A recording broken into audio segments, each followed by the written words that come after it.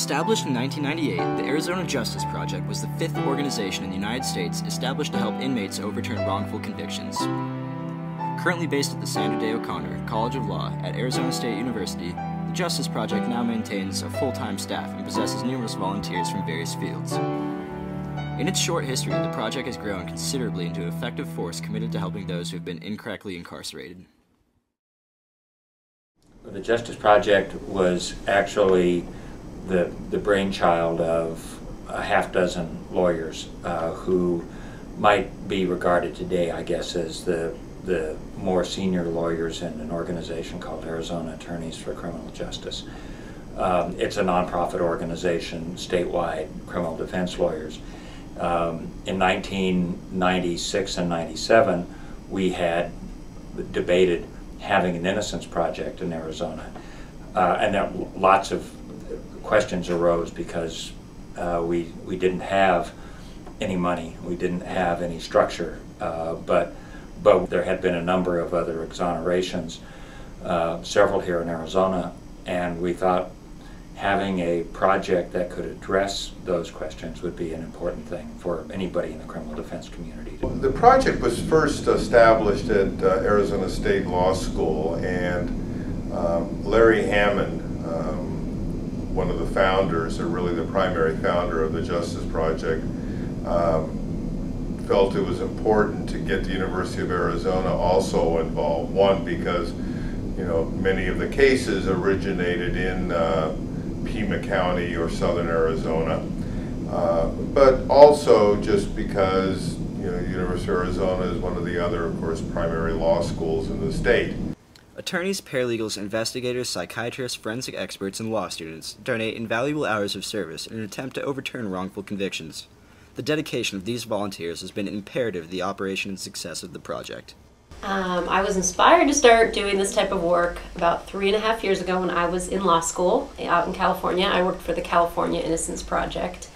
And then once I graduated law school and was looking to move back to Arizona, I saw that the Justice Project had recently received the DNA grant, and so I had applied to be the project manager. And Barry Scheck from the Innocence Project came to Howard Law School, which is where I attended law school, and he spoke to the students there about the Innocence Project in New York.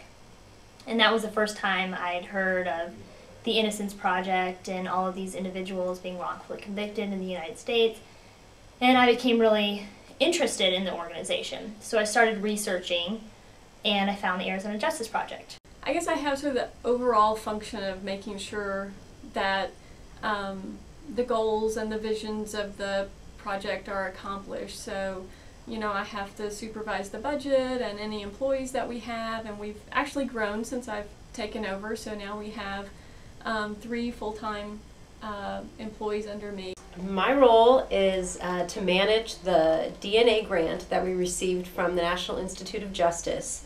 And the grant, specifically what we're doing is reviewing all sexual assault, so rape cases, and all homicide cases in Arizona where biological material exists, and that material plays a pivotal role in the crime. And we get about 350 requests a year.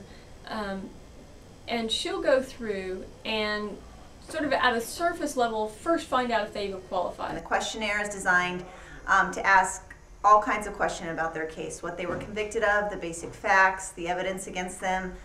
Some of the most important questions are who their prior counsel was, so we can contact them and maybe get some of the trial transcripts, appellate briefs, PCRs, so we can learn as much as we can about the case. Most of those questionnaires are cases that we can't help with.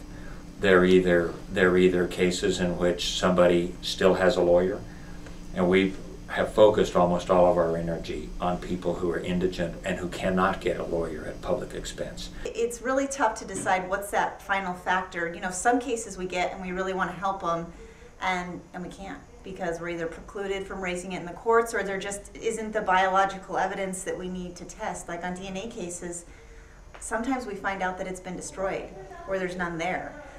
So that's kind of what we're looking for when we go through the different cases. At least at the University of Arizona, all our cases are reviewed to us after that initial review, and then we we begin with that investigative stage. And in that stage, law students, lawyers, sometimes investigators, and others are involved. And the teams consist of either the faculty supervisor or a lawyer, and then law students at U of A Law School, ASU Law School, or Phoenix Law School. And the students assist the attorney on, they're going to gather more documents, they're going to research arguments and issues. And then when we get to that point, once they finish that level 2 review, they'll write a recommendation memo to the Justice Project. And they'll say, look, this is what we found. We think that we can file something in court. We'd like to move forward. Or this is what we found. We really want to help this inmate, but we don't think there's any way back into court. Or, hey, there's this evidence that's going to be really hard to overcome.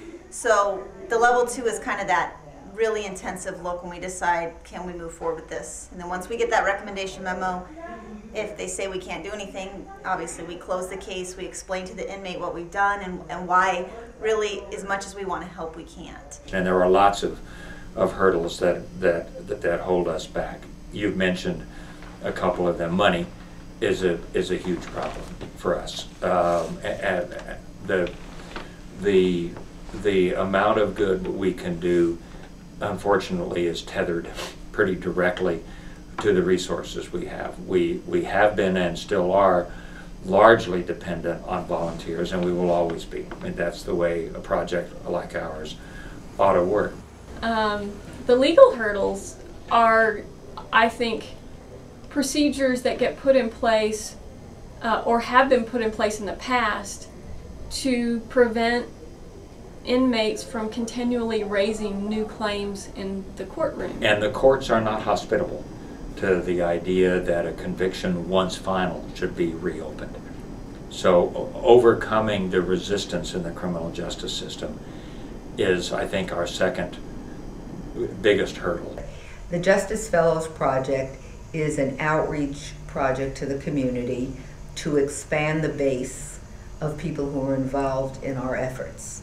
It consists of people in the defense bar, it consists of private investigators, anybody in the community, business leaders, political leaders, religious leaders, anybody who believes that manifest injustice is a weakness in the criminal justice system and would like to be part of helping to correct it, can join the Justice Fellows Project. The money that comes into the Justice Fellows Project is used totally for the support of our cases, our research, and our defense.